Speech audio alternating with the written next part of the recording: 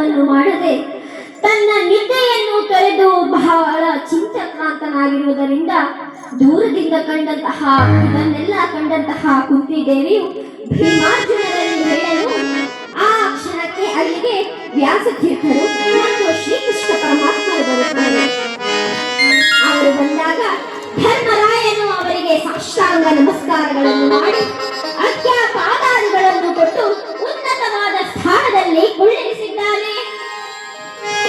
ವ್ಯಾಸತೀರ್ಥರು ಧರ್ಮರಾಯನ ಮುಖವನ್ನು ನೋಡಿ, ಧರ್ಮರಾಯ, ಏನು ನಿನ್ನ ಮುಖದಲ್ಲಿ ವ್ಯಸನವು ತುಂಬಿರುವುದಲ್ಲ ಎಂದು ಕೇಳಿದಾಗ ಧರ್ಮರಾಯ ಹೇಳುತ್ತಾನೆ, ಸ್ವಾಮಿ, ನಶ್ವರವಾದ ಜೀವದ ಆಸೆ ಹೋಗಿ ರಾಜ್ಯದ ಆಸೆಗಾಗಿ ನಾನು ಗುರು ಹಿರಿಯರು, ಸಹೋದರರು, ನನ್ನ ಮಕ್ಕಳು ಎಲ್ಲರನ್ನೂ ಕಳೆದು ಪಾಪಕ್ಕೆ ತುತ್ತಾಗಿರುವುದು.